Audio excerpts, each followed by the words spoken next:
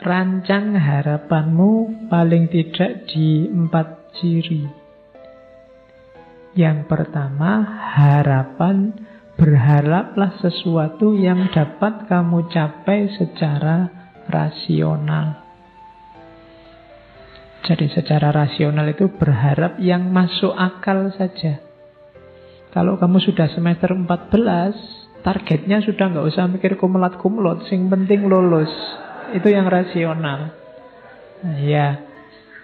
Kalau enggak, nanti hancur hidupmu. Jadi berharaplah yang rasional-rasional saja, yang terjangkau.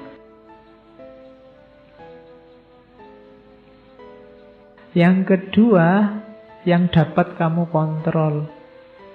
Pancanglah harapan-harapan yang bisa kamu kendalikan, kamu tempuh. Misalnya kamu sadar bahwa suaraku itu jelek kok Pak, tapi saya cita-citanya penyanyi. Nah, itu kan agak berat perjuanganmu kalau sampai ke sana. Jadi salah kamu mungkin milih harapannya. Kalau pencipta lagu tidak apa-apa, kalau penyanyi susah karena hubungannya sama suara. Nah, itu harapan yang tidak bisa kamu kontrol, itu agak susah. Jadi yang bisa kamu kontrol. Jangan berharap yang tidak bisa kamu kontrol, karena kalau tidak, harapan akan membunuhmu. Terus berharaplah yang menurutmu penting. Kalau ini ya benar bunuh diri. Kalau kamu tidak penting kok kamu harapkan. Ya, wong kamu tidak minat kok kamu masuk ke situ. Nah, itu agak bunuh diri. Jadi berharaplah hal-hal yang penting-penting saja, yang cocok sama passionmu.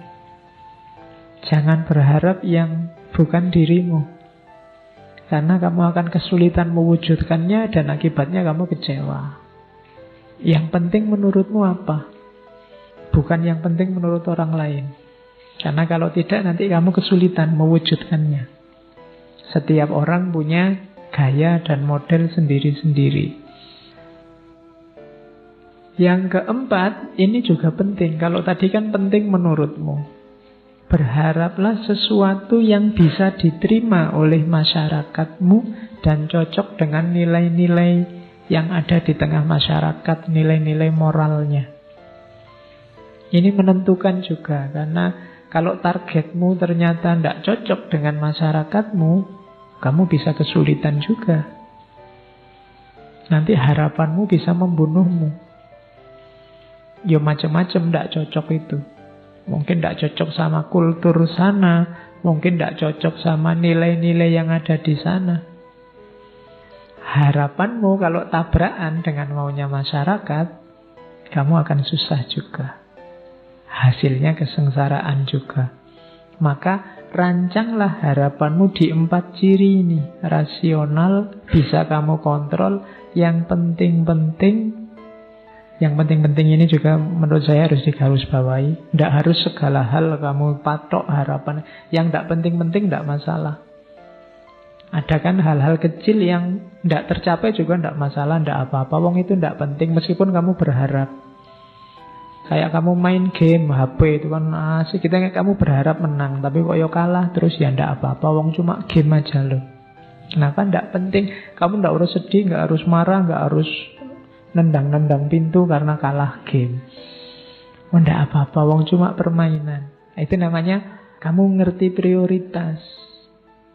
Jadi berharap patoklah yang kamu anggap penting-penting saja. Dan yang terakhir, hati-hati dengan norma-norma dan nilai-nilai di tengah masyarakat. Karena masyarakat itu juga harus jadi pertimbanganmu. Mereka punya logika sendiri, mereka punya standar sendiri.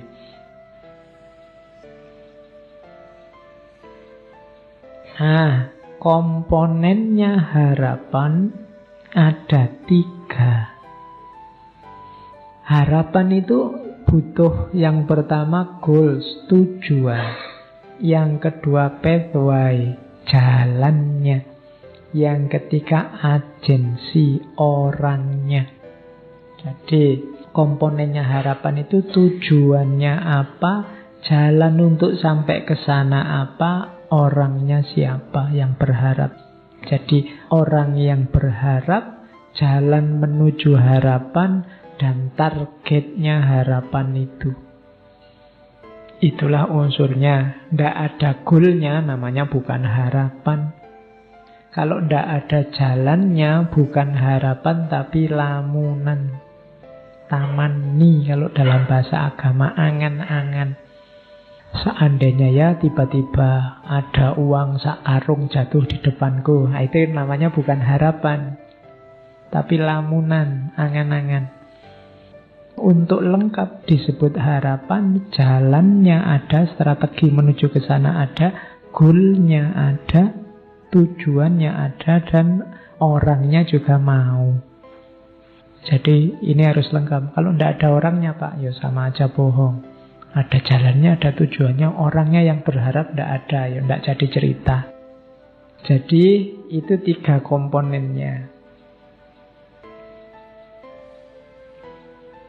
Penghalangnya juga ada 3. Yang pertama emosi, yang kedua stresor, dan yang ketiga surprise event. Kalau emosi jelas, emosi-emosi negatif menghalangi jalanmu mewujudkan harapan. Jadi kamu terburu-buru, atau kamu malas, atau kamu ngamuan, atau kamu merasa minder, atau kamu terlalu pede, itu kan emosi-emosi. Itu sering jadi penghalangnya harapan. Cita-citamu segera dapat pasangan, tapi kok ya mentalmu minder. Kalau ndak ada orang aja kamu postingnya, teriak-teriaknya selalu tentang perempuan, pasangan, begitu ketemu grogi. Ndak bisa ngomong, ya sama aja. Emosi ternyata penghalangmu. Yang kedua stresor. Kalau stresor ini nanti berpengaruh ke emosi, tapi stresor itu sesuatu yang menghalangi, yang menekanmu sehingga tidak bisa mewujudkan harapan. Kayak kamu pingin cepat lulus, tapi kok ya kamu kerja. Kerja ini kan jadi stresor namanya, membuatmu stres. Pingin jadi orang soleh, tapi kok ya susah yang ngaji itu ya. Nah, misalnya, itu kan ngaji jadi stresornya. Jadi penghalang harapan itu emosi, stresor, dan yang ketiga surprise event. Kalau 1 dan 2 mungkin kamu bisa ngatur, tapi yang ketiga ini susah. Surprise event itu, hidup ini kan serba tidak terduga. Kamu ingin IP-mu sempurna tiap semester 4 terus, tapi kok yang dilalah semester ini kamu bareng sama sakit misalnya. Nah, itu surprise event. Itu juga menghalangi harapan. Banyak peristiwa-peristiwa yang tidak terduga. Ya nanti kalau kamu nulis surat izin ke dosenmu itu, mohon maaf saya tidak bisa masuk hari ini Pak, karena ada surprise event. Jadi ada peristiwa tak terduga yang membuat saya tidak bisa masuk kelas. Karena hidup itu kan tidak semulus rencana kita. Kita maunya ke sana, ada surprise event. Kamu nembak dia, malah yang kena temennya misalnya. Itu kan surprise event. Jadi itu penghalang harapan. Oke, ya sama kan, saya sering mengilustrasikan kamu waktu kecil dulu, waktu ditanya cita-citanya apa, jadi dokter, jadi pilot, jadi guru gitu kan. Lurus, tapi kan peristiwa macam-macam, banyak surprise event. Sekarang kamu tidak bisa jawab lagi kamu ingin jadi apa. Masa tetap ingin jadi dokter, wong ya kuliah di Usuluddin misalnya. Kan tidak bisa, kenapa? Peristiwanya sudah ganti. Ya masa Usuluddin dokter, kalau dukun mungkin bisa. Oke.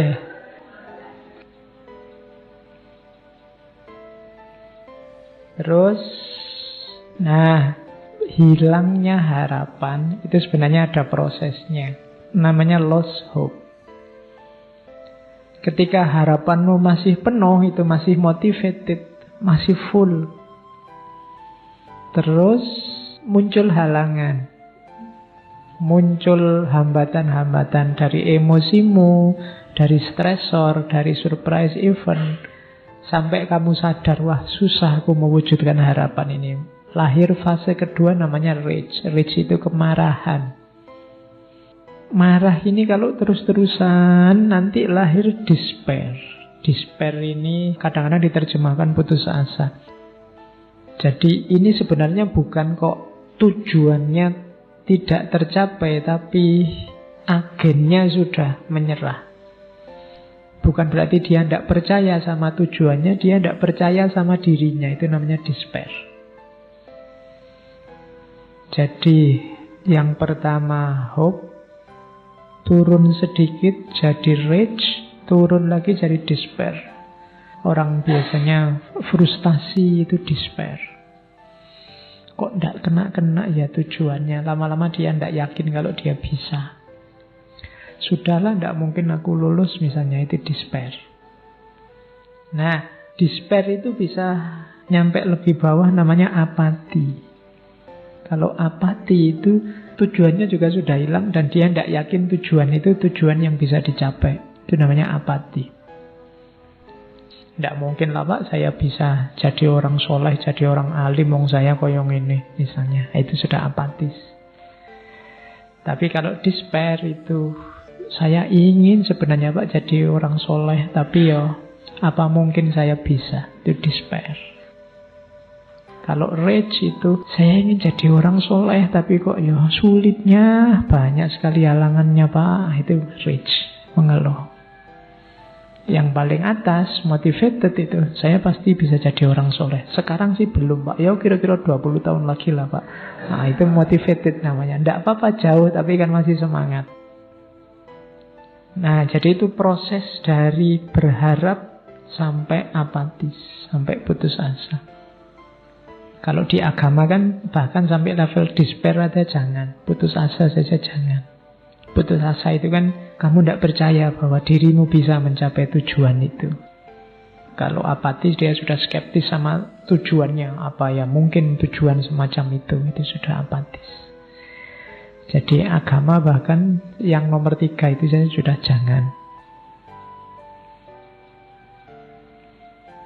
Oke, terus kalau ini membangun harapan atau membangun kembali harapan. Tadi kan punya cita-cita kok terus gagal, despair. Nah, kalau ini dibangun lagi yuk biar kamu tetap bisa berharap. Yang pertama apa? Goal setting. Ayo ditegaskan lagi. Kamu ingin apa sih? Itu namanya goal setting.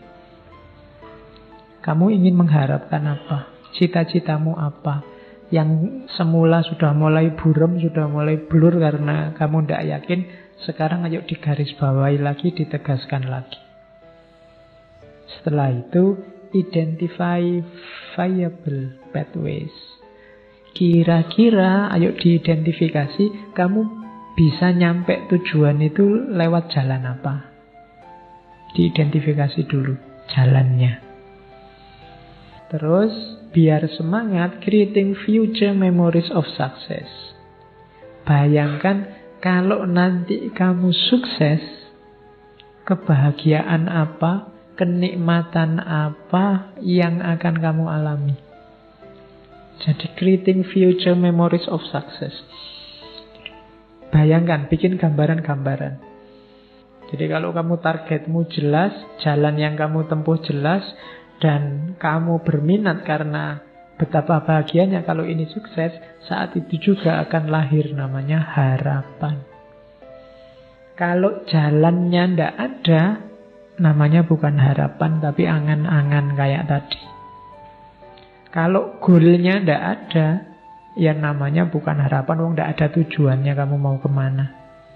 Kalau angan-angan bayangan kesuksesannya ndak ada, kamu tidak akan bersemangat untuk mencapai harapan. Jadi membangun harapan itu urut mulai target, jalannya, kebahagiaan yang kamu raih. Harapanku apa saja? Nggak usah banyak-banyak. Biasanya kalau lagi semangat nulis harapannya, tahun ini target saya 20 Pak. Itu terlalu banyak. 2, 3, 4, 5 yang agak besar-besar, yang penting-penting saja ditulis. Nggak usah yang nggak penting. Target yang penting-penting daftarin, nggak usah terlalu banyak. Plus jalannya. Yang berat mungkin kamu harus merancang jalannya. Untuk bisa ke sana Pak, saya harus menyisihkan waktu, saya harus menyisihkan uang, saya harus tiap malam melakukan ini, tiap pagi melakukan ini. Itu jalan namanya. Sambil kamu hidupkan terus bayangan-bayangan kesuksesannya. Nah, itu awal dari hidup yang penuh harapan. Nah, ini strategi untuk membangun kembali diri dan jalan tentang harapan. Yang pertama, biasakan self-talk, tapi yang positif. Ngomong sama diri sendiri, yang positif-positif. Jangan sering dimarahi. Banyak orang suka marahi dirinya sendiri. Kalau gagal kan kamu selalu memarahi dirimu. Ada yang tidak cocok kamu marahi. Saya kecewa Pak dengan diri saya. Harusnya saya itu rajin tahajud. Terus sekarang kok begini saya. Sekarang kok males ngaji aku Pak. Jadi kamu marahi terus dirimu. Lebih enak lakukan self-talk yang positif. Wah, sekarang saya lebih merdeka, lebih bebas Pak. Tidak kayak dulu. Maka sekarang saya harus milih yang baik-baik. Nah, itu self-talk. Saya pasti bisa kok Pak. Saya mampu pasti. Nah, itu self-talk. Kayak kalau kamu nonton TV acara Benteng Takeshi itu loh. Gitu kan kalau mau loncat orangnya, aku pasti bisa gitu. Ya, aku mampu. Terus lari-lari kecemplung. Tidak apa-apa. Tapi kan sudah positif mentalnya sejak awal. Jadi lakukan self-talk yang baik. Misalnya kamu mau ujian, masuk ruang kelas itu, aku pasti bisa. Begitu baca soalnya langsung lemes. Oke. Terus, nah, refleksi tentang kesulitan. Kira-kira yang menghambatku apa? Terus, memikirkan target tadi sebagai tantangan. Jadi kamu punya harapan kan, jadikan harapan itu tantangan. Orang itu kan kalau ditantang biasanya lebih gairah, lebih ganas. Jadi jadikan harapanmu adalah tantangan dalam hidupmu. Terus pikirkan kembali kesuksesan masa lampau. Bayangkan dulu kamu sukses kan senang. Besok ketika kamu sukses pasti senang bahkan double. Dulu kamu lulus SMA senangnya seperti apa sampai kamu nyoret-nyoret baju. Kamu lulus S1 lebih senang dari itu pasti. Besok lulus S2 lebih senangnya lebih tinggi lagi, apalagi S3. Nah, itu kan membayangkan kesenangan ini akan memotivasimu. Terus coba dengarkan cerita, baca cerita tentang orang-orang sukses. Berteman dengan orang-orang yang bisa share tentang tujuanmu tadi. Itu akan membantu. Cari role model yang bisa ditiru. Kalau cita-citamu jadi dokter, ya cari dokter yang bisa kamu tiru. Jadi yang bisa diimitasi. Terus, kalau ini di luar itu tapi penting, makan, olahraga, istirahat. Karena kamu butuh tenaga. Kalau ini tidak usah dipikir, dijalani saja. Pendukung utamanya itu kurang istirahat, sangat berpengaruh, apalagi kurang makan. Olahraga maksudnya arahnya ke kesehatan. 3 hal itu, jaga kesehatan. Yang selanjutnya menurut saya perlu dilatih tertawa pada diri sendiri. Terutama pada saat kamu stuck. Stuck itu macet. Ketawakanlah betapa lucunya dirimu. Jadi tadi kan saya bilang banyak orang memarahi dirinya sendiri. Mending kamu tertawai dirimu sendiri. Ya meskipun tidak harus sambil ngakak-ngakak, ngikik-ngikik. Nggak ada apa-apa, ketawa sendiri. Kok ketawa sendiri? Aku menertawai diriku sendiri, tidak begitu. Jadi maksudnya Jangan serem-serem sama dirimu sendiri. Sebelum kamu senyum keluar, senyumlah ke dalam. Yang ramah sama dirimu sendiri. Kamu sama dirimu sendiri nggak bisa ramah, susah kamu ramah ke orang lain. Jadi latihan tersenyum sama dirinya sendiri. Cepet-cepet kembali ke khitoh, kembali ke orientasi kalau stuck. Kadang-kadang orang itu kan banyak peristiwa yang membuat kita nyeleweng dari jalur, ya cepet-cepet kembali. Tidak apa-apa kamu memberi hadiah pada dirimu sendiri. Untuk sub-sub tujuan, misalnya saya ingin besok cum laude, semester ini bisa IP 4. Wah, ini syukuran ini, ngasih hadiah. Kalau kemarin di angkringan cuma 1 bungkus, sekarang tak kasih hadiah 2 bungkus. Nah, itu namanya ngasih hadiah diri sendiri. Oke, tidak apa-apa, sering-sering main gitu, ngasih reward and punishment dirinya sendiri. Terus mendidik diri untuk keterampilan-keterampilan yang dibutuhkan, itu pasti. Ini tips-tips untuk menghidupkan agensi, menghidupkan dirimu dan jalanmu menuju cita-cita. Terus yang mempengaruhi harapan itu jelas dukungan sosial, religiositas, kontrol. Kalau masyarakat sekeliling mendukung harapanmu, cita-citamu lebih mudah. Orang tua, saudara, guru, dosen itu bisa mendukung, bisa kamu manfaatkan untuk mewujudkan harapan. Yang kedua, religiositas. Ini juga bisa mempengaruhi, bisa mendukung. Kepercayaanmu pada Tuhan, itu kan mendukung. Mungkin kamu agak merasa kurang mampu, tapi dengan Allah bisa menolong. Ada Tuhan yang bisa membantu. Itu kan bisa mempengaruhi harapan. Kalau orang yang tidak kenal Tuhan atau tidak percaya Tuhan, apa-apa kan disandarkan dirinya. Sementara manusianya terbatas. Banyak kekurangan. Nah, itu lebih susah. Tapi karena kita punya Tuhan, lebih mudah. Kemudian kontrol. Kemampuan kita mengontrol harapan. Itu juga mempengaruhi harapan kita.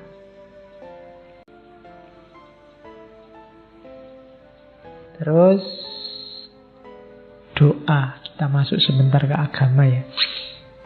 Apa perannya doa?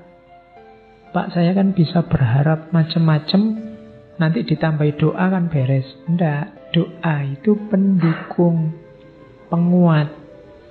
Usaha itu yang mewujudkan. Kenapa harus ditambahi doa? Ini sebenarnya kajian psikologi agama. Karena manusia itu punya ciri terbatas. Kemampuan pengetahuannya terbatas, kemampuan pengalamannya terbatas, kemampuan dirinya terbatas. Yang kedua, manusia itu labil. Kita ini sering labil, berubah-ubah terus. Orang mau apa, maunya kamu ke sana. Kemarin kamu cita-citamu jadi guru, dosen. Sekarang IT-nya canggih, saya ingin jadi YouTuber Pak sekarang Pak. Terus IT-nya, itu kan labil, berubah-ubah terus. Itu manusia. Jadi dia terbatas, lemah, labil, kemudian langka itu dia berhadapan dengan kematian. Dia tidak ada terus. Dan ini hubungannya nanti sama Tuhan. Makanya orang perlu berdoa. Manusia tidak bisa ngontrol perbuatannya sampai akhir. Jadi doa itu adanya di situ. Ternyata kita tidak kuasa 100% atas usaha kita. Maka kita perlu berdoa, minta pada yang maha kuasa. Gunanya dua, selain minta mengabulkan keinginan kita, juga sebagai sandaran atas kelemahan kita. Tadi di depan ada teori bahwa harapan itu paradok. Tapi kalau ditambah doa, paradoknya bisa hilang. Kenapa? Kalau harapan tidak terpenuhi, bagi yang punya Tuhan gampang. Tuhan belum mengizinkan. Kamu bisa bersandar ke sana. Kita menginginkan Tapi kalau Allah punya keinginan yang berbeda, yang terwujud pasti keinginannya Allah juga. Kalau yang beragama punya sandaran. Jadi bisa mengatasi tadi paradok harapan. Jadi harapan hubungannya sama usaha plus doa. Makanya Allah itu sangat sayang pada kita. Bahkan untuk berdoa pun kita dikasih momen minimal sehari 5 kali.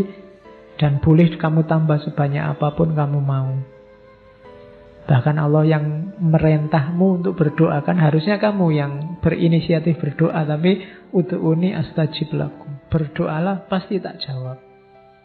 Nah itu kan yang maha kuasa yang mengundangmu untuk berdoa. Karena Allah ngerti benar situasi konkret kehidupan kita. Yang tanpa dia kita tidak ada apa-apanya. Oke, saya kira itu materi ngaji malam hari ini. Kurang lebihnya mohon maaf. Wallahul muwaffiq. Wallahu a'lam bishawab. Wassalamualaikum warahmatullahi wabarakatuh.